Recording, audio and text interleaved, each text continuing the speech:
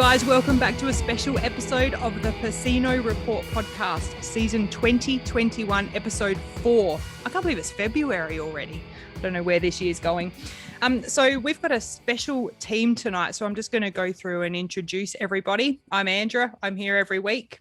We've got the Godfather or the boss or El Jefe, Manuel. Hello from Spain. In Spain.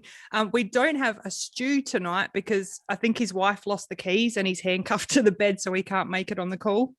So we have replaced him tonight with a younger, good-looking model who I think some of you may recognize his voice. He works for Australian Motorcycle News, Cycle News, Moto Course.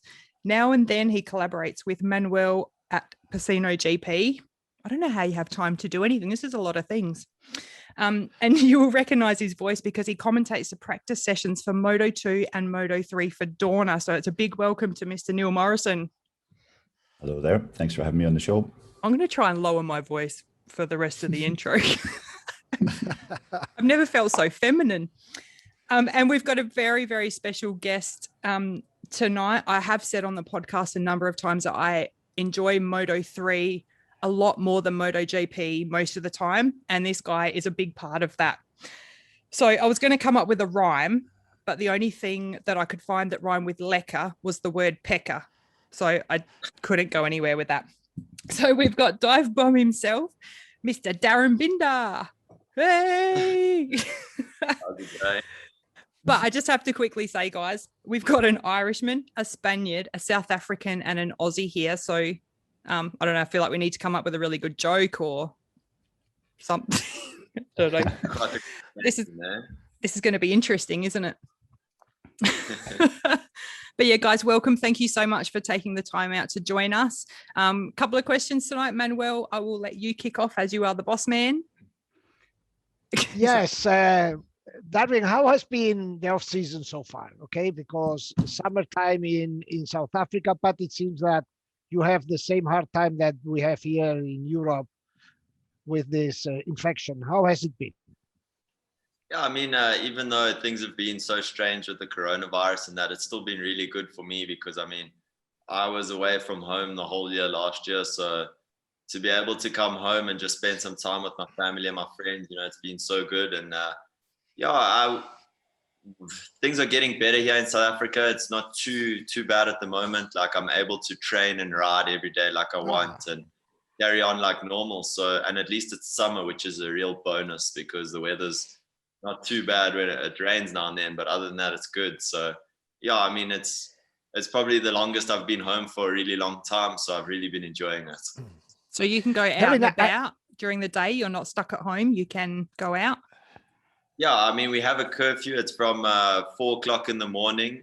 So it's 11 o'clock at night to 4 o'clock in the morning. So, I mean, in the day, you're free to do whatever you want. You can go anywhere. And yeah, things are carrying on pretty much like normal. And yeah, it's been super chilled. What is that? Bird. What type of bird is it?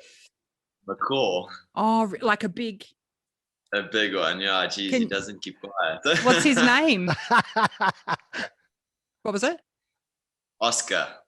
That is cool. There's a guy that I'm going to go off track already, Manuel. I work with a guy and we have a lot of video calls and he's got budgies and every time he's talking, the birds go mental. Is that what was going to happen now? No, he seems to be all right. He's chilling now. I love it. Darryn, I have a question because it happens to me. As we are traveling so much the whole year and you are abroad, especially you, abroad for such a long time, when you return, don't you have the feeling that you have lost the connection with your mates? Like, you know, because they live their life for a whole year and then you return and jump in the group. Does it happen to you that you are kind of lost or out of offside? You know, not really. I mean, I've known my friends here. I've been friends with for so many years, and we've got like a really tight group of friends. And I feel like it doesn't matter how long I go away for. When I come back, I just fall straight back into place, and we carry on like I never left. You know, that's home. One thing I love about South Africa so much. Like I've got such good friends here, and when I come home, I just really enjoy spending time with them. It's like I've never left, you know. That's a definition of home right there. That's it. Home is where the heart is. What do you do? Like, what? So when you get home and you've had this time off, we saw on the video for Brad of you guys fishing. Were you doing that just for the camera, or do you enjoy fishing? And I've taken a really big liking to fishing lately, and I really enjoy going to the little like trout farms and that, and chilling for a couple hours, catching some fish. And yeah, I mean, it's just something nice when like a day off, you can go and just relax and chill out a bit. so when you say trout farm, is that an actual, like they're farmed fish that you go and, rather than going out to a ocean or the river and catch whatever's there? Yeah, so basically like around where I live, there's a lot of like these farms where you can go and then you obviously pay and you fish and whatever, you know. And Oh my obviously God. if you go down to the sea, you can fish in the sea, and if you go to the river, you can fish in the river. But yeah, around my house, like those in that video you've seen, those are trout farms. So they're proper places where you can go to fish. That is really, because here in Australia, obviously we're surrounded by ocean. So you just kind of go to the ocean, but that's cool. And you're pretty much going to catch something every time, right? Because there's that many fish. Pretty much. That's the best part about it. Hey, Darryn, but it doesn't match. It doesn't match very well with how you ride the bike. I can't imagine you are sitting quiet there waiting things to happen. Yeah, you know, I think I keep all the craziness and the hard charges for the racetrack, and when I'm not at the racetrack, I like to keep things nice and calm and relaxed. Even Neil laughed there. Neil, what do you picture Darryn doing in his time off? Yeah, I kind of picture you with like some loud heavy metal music, maybe rocking out, doing a bit of headbanging. Yeah, other than fishing. Metal music is not for me, He probably meditates and walks on the beach and just, yeah. I tell you what, I do love the beach. That is one of my favorite places. As long as I'm near the sea, I'm happy. I get that. Completely get that. Something about it. Okay, Neil, go ahead. Yeah, Darryn. So, I mean, this is obviously a pretty big year for you. I think the CIP team that you were riding for in the past couple of years was a good team, and you got some good results there. But it's clear that Petronas, in terms of budget, in terms of manpower, is on another level, on a higher level. Have you sort of seen that yet, even during the off season, and how things are organized and prepared for this season? Yeah, I mean, 100%. I mean, CIP was great, and I really enjoyed riding there. And they were super happy for me to be able to move on to Petronas. I think that they could see that Petronas is able to offer me a better step forward. And not only that, you know, they are definitely have shown that they're a team that they're wanting to fight for the championship and that. So, yeah, I mean, obviously in this off season, I'm not used to doing these interviews and stuff. So in that sense, it's a bit different.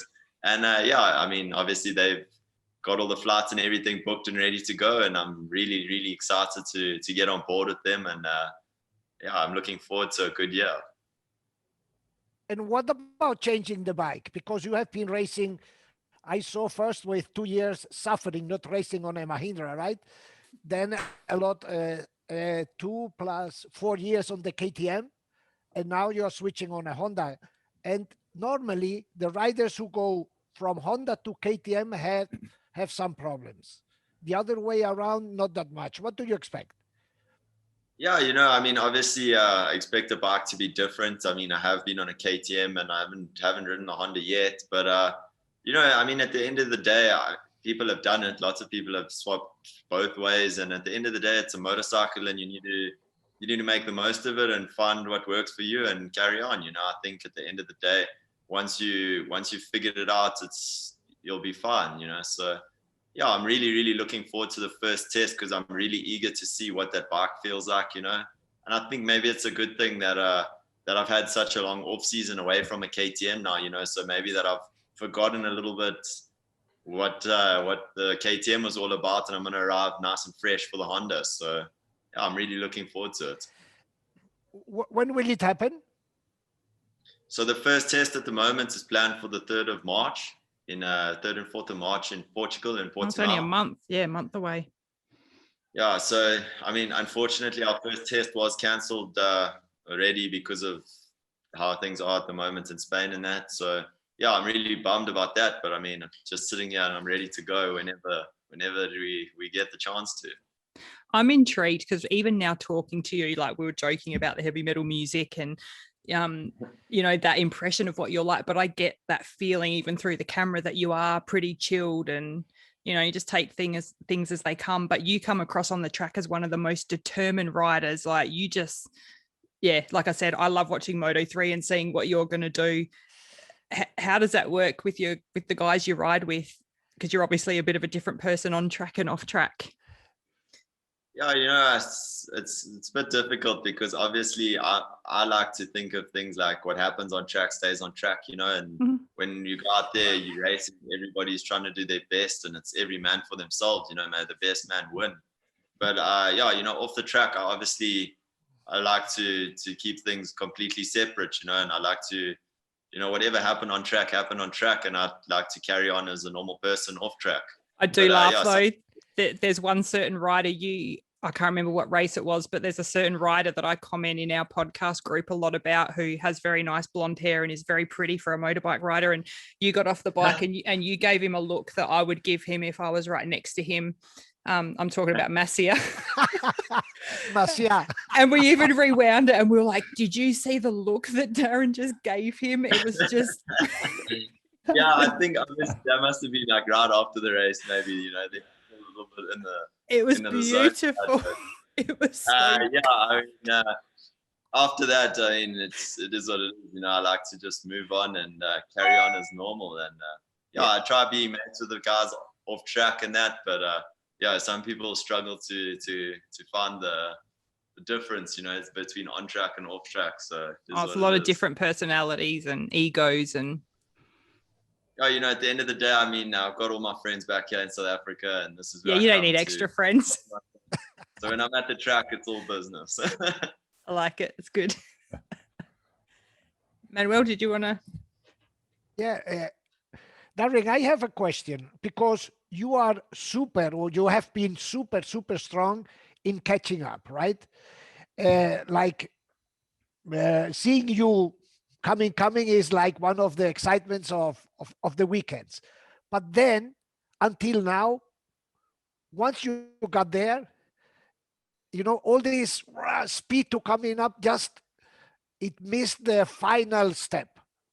Or is it because the guys in the front are already fast? You know what I mean? But it took a long time until you make the first victory. So the race strategy is something that you have to work out? Yeah, I mean, 100%. In Moto3, I find it in the beginning of races that it's not too difficult to come from like a little bit further back to get to the front.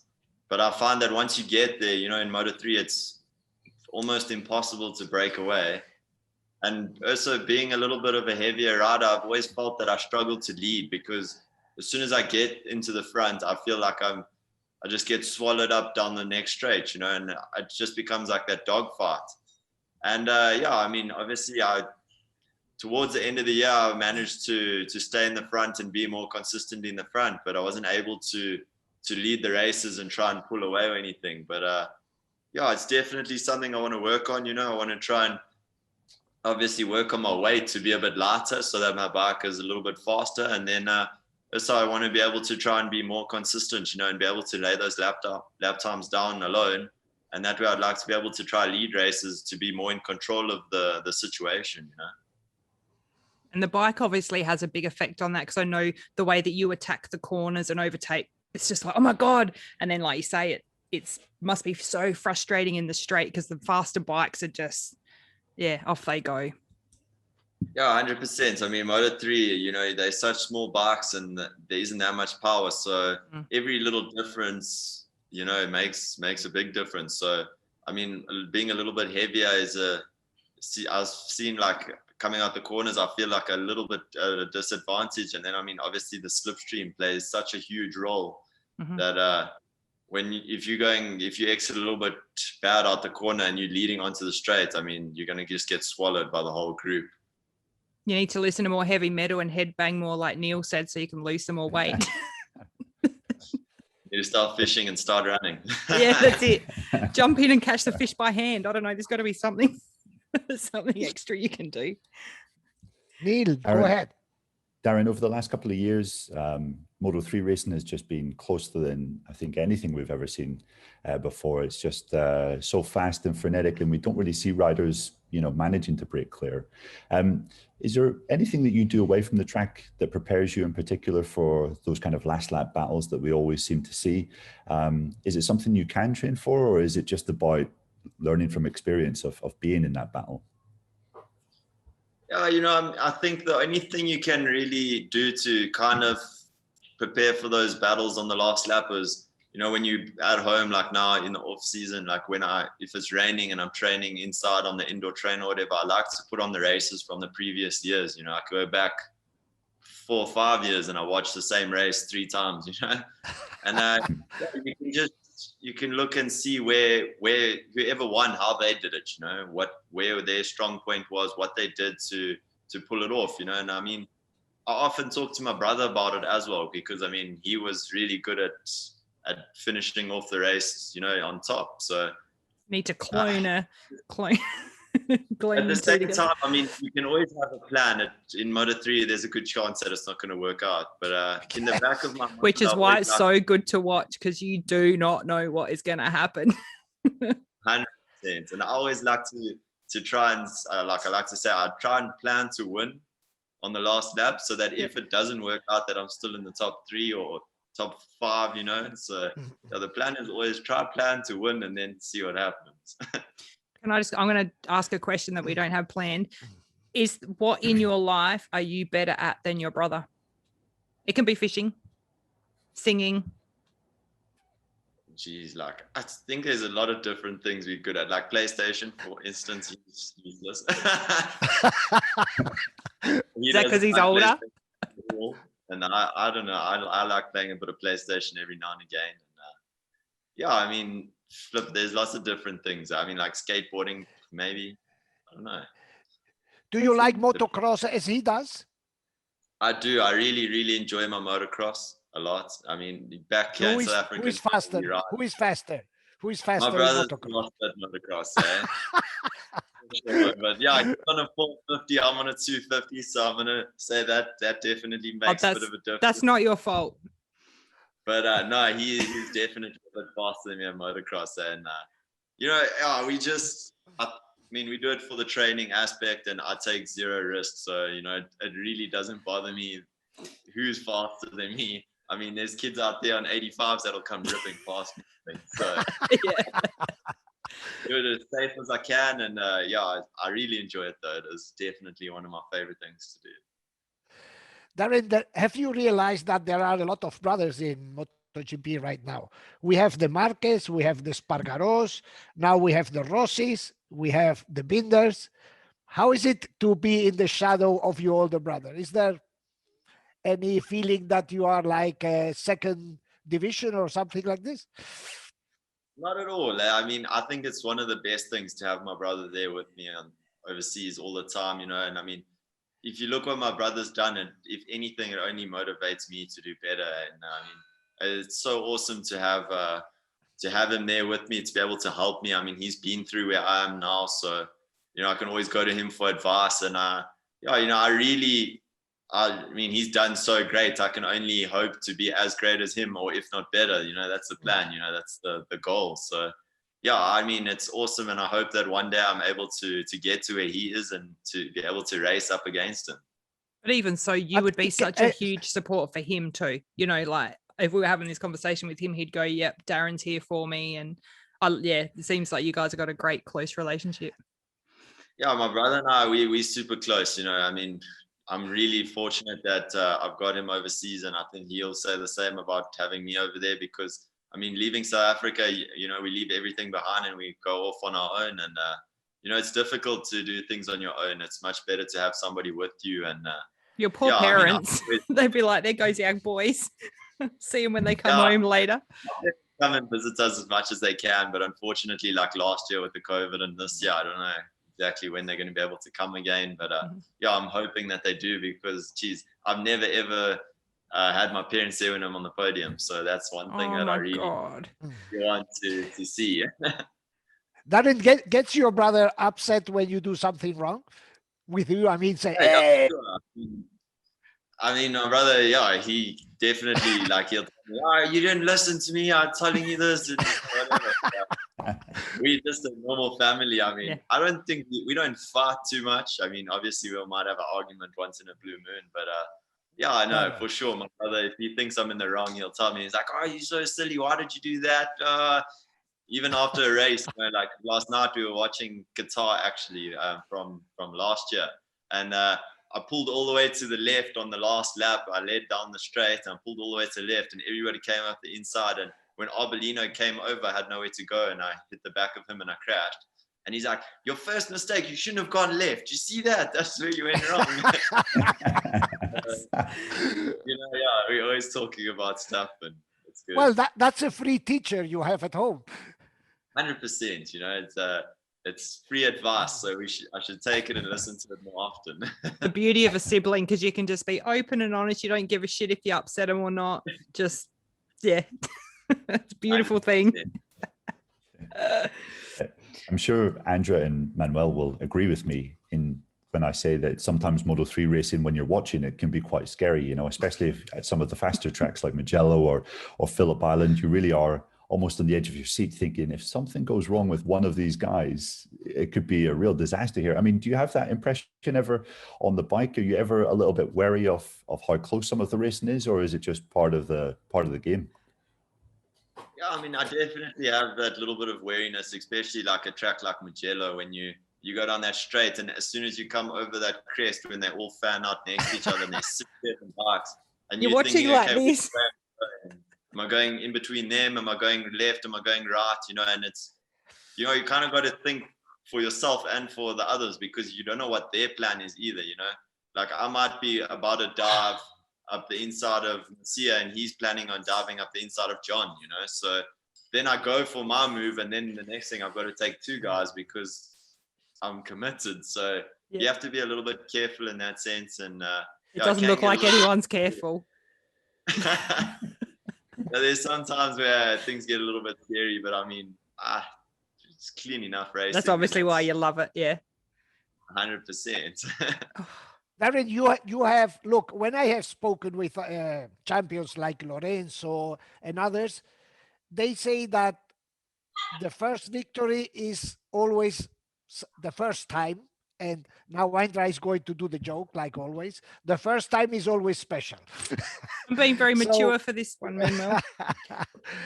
So you haven't had the chance to have the second one, to notice if there is any difference. But do you feel that something has clicked inside you with that, having been able to win? I mean, do you feel more confident? Well, I can tell you one thing. I mean, I won in Barcelona, and then we went to Le Mans where my bike broke, and then the next race was Aragon. And when I finished second in Aragon, I was so disappointed in myself for finishing second. You know, after getting that first victory, it really, something changed, you know. And when I finished second that day, I was so disappointed because I felt like I could have won. And yeah, I mean, it definitely, after that first one, that second didn't come close. The first win was definitely something special. But yeah, I think getting that first victory definitely put my mind at ease and stuff. You know, I felt like more relaxed.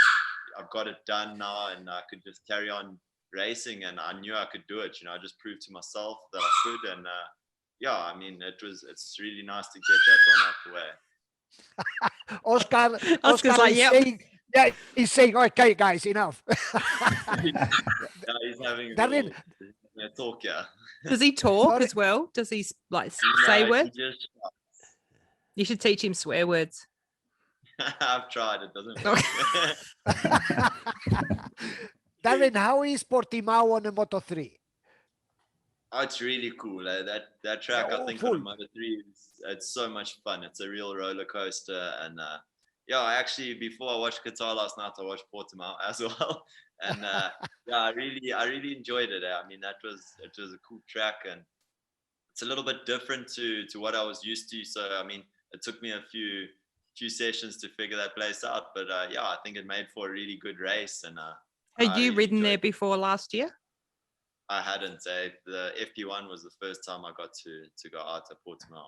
What was it like? Because you obviously ride on the same tracks all the time. What was it like going to a track where you need to race and you don't know it that well? Do you like jump on the PlayStation to learn the track, or like, yeah, I did.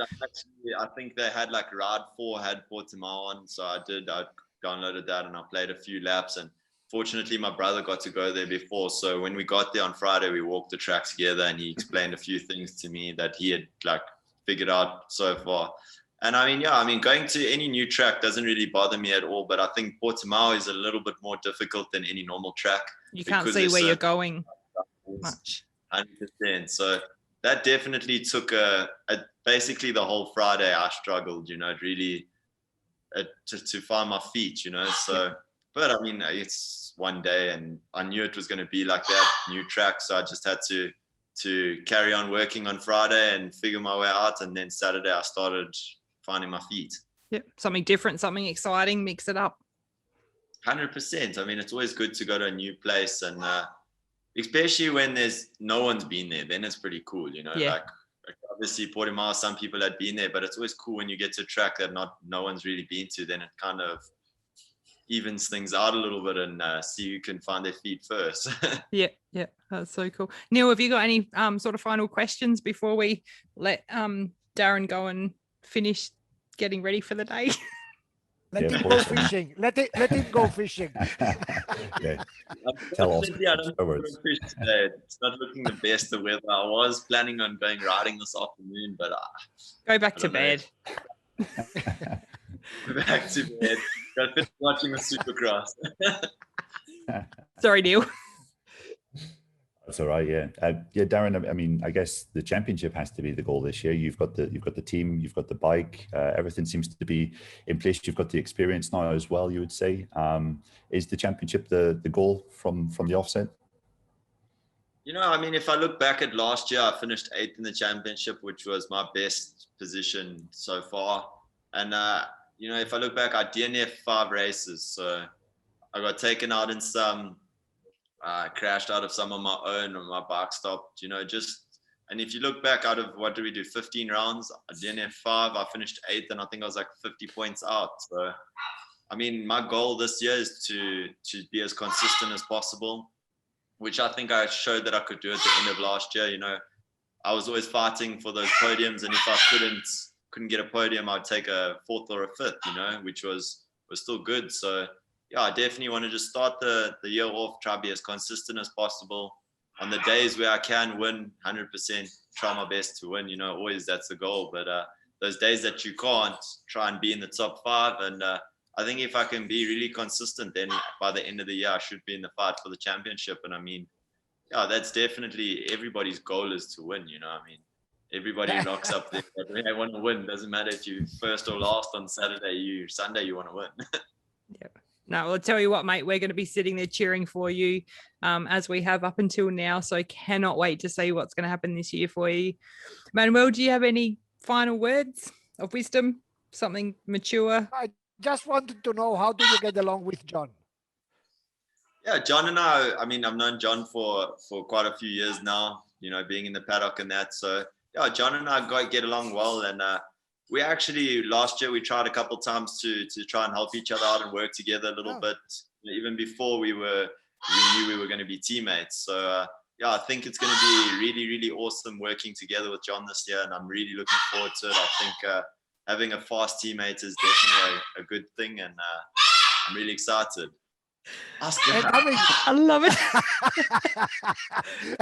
And Darryn, you will be in the same team as Valentino Rossi. That is also something awesome, isn't it? Be teammate of Valentino Rossi. I mean, growing up, Valentino Rossi was always my hero, and to be under the same colors as him, it's actually something awesome. So yeah, it's really, really cool. I have to say, you are part of the best team you could. Yeah. Everyone we've spoken to and what you see in the media and what we see, from our lounge room, Petronas has just got such a good feel, a family. great support. Well, family, more or less. Well, together. Family is another thing. Yeah, I know. We had this. Racing team is never a family, Andrea. Okay, sorry, I've got to change my term. Well, yes, look out for each other and get that right support. And you've got, some really good teammates there. Really looking forward to this year joining the team. I mean, yeah, it looks super cool. I mean, obviously I've got to meet my part of the team at the end of last year, and I really can't wait to get working with them. And I think it's going to be a really fun year, and I'm really looking forward to it. Very good. And you're going to have to grow a better beard if you want to challenge Jake Dixon. We spoke to him the other day, and he's got a big beard going on, like you wouldn't even recognize him. So Instagram post of his beard. I think he's having a fight with the shaver, and the shaver's winning. Maybe his hand sore, he can't shave properly or something. Oh, beautiful. Yeah, my beard's looking a bit terrible. I actually need a shave, but yeah, this morning I was running a bit late. It's all right. You're going for that rugged ISO look, like Neil. I'm on holiday, I don't need to impress anyone. And I like how you put a hat on. I like how you put a hat on so your hair is all like tidy. Yeah, that's it. We're on to you. Well, thank you so much for taking the time to talk to us. It's been an absolute pleasure. Like I said, cannot wait to see what you do. For everyone that's listening, you can listen to our podcast on any podcast platform. We're on YouTube. Neil, do you want to plug anything? I know you write for every motorcycle magazine in the world. Do you want to plug anything? Yeah, just go out and buy some motorcycle magazines, I guess, if you can, if you're in Australia. Australian Motorcycle News. Check out Cycle News on the internet. And that's about it, really. And Pecino GP. We can't forget Pecino GP, because that is the bomb one. diggity of... Okay. Okay, Darryn, thanks a lot for being with us. Thanks a lot, and I hope to see you in Qatar. I hope so. And I'll see you all one day if we can ever travel. Yeah, hopefully I'll see you guys soon, and thank you very much. I really appreciate it. Thank you. Have a good day. Cheers, Dan. Bye, everyone.